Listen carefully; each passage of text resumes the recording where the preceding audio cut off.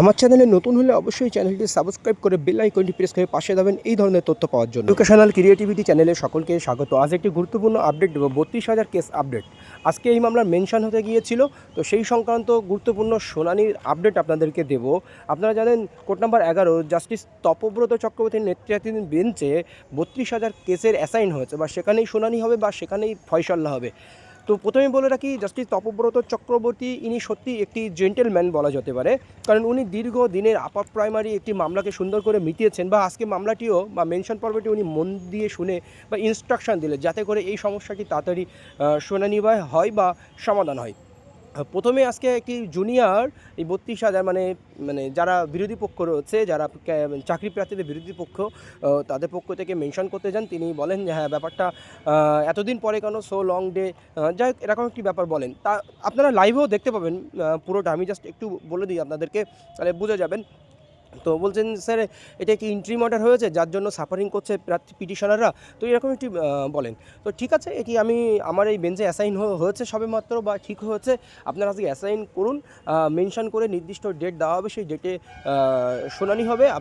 আপনাদের যারা অ্যাপিলেন্ট আছে অন্য সবাইকে নোটিশ করুন, নাহলে নির্দিষ্ট নোটিশ না হলে আবার এটা অ্যাডজেন্ট হয়ে যাবে। আগেও মেনশন হয়েছে কিন্তু শুনানি হয়নি, একটাই কারণে সমস্ত পক্ষে কিন্তু জানাতে পারেনি, সেই জন্য সেটা অ্যাডজেন্ট হয়েছে। সেই জন্য সমস্ত পক্ষকে নোটিশ করে তো আপনারা এটা আবার মেনশন করে ফিক্সড একটা ডেট নিয়ে যান।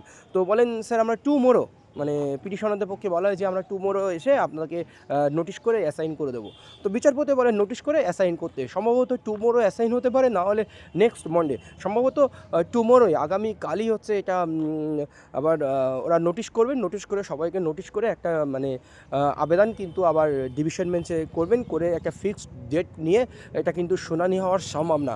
তো ধরে নেওয়া যেতে পারে যে এই সপ্তাহ শুনানি না হলেও এর পরবর্তী সপ্তাহে কিন্তু শুনানি হওয়ার একটা প্রবল চান্স রয়েছে। কিন্তু এই আজকের এই শুনানি, ছোট্ট একটি শুনানি থেকে আমরা বুঝতে পারলাম।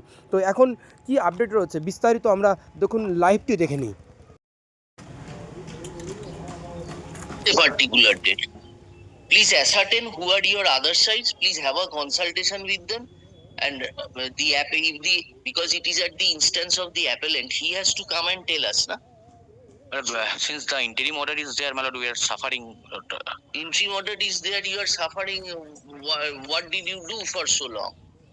My lord, this matter is hard for so long period. It has been assigned to us today.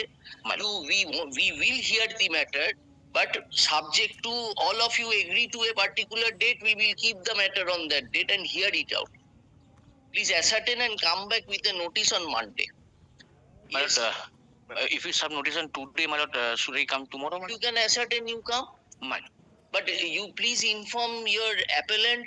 The appellant has to come and mention before us. My lord. Inform the appellant, because if it is fixed also, again it will be adjourned.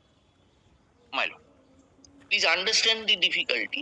You take them into confidence and mention that when you want the matter to be heard. We will hear of that. Give a notice.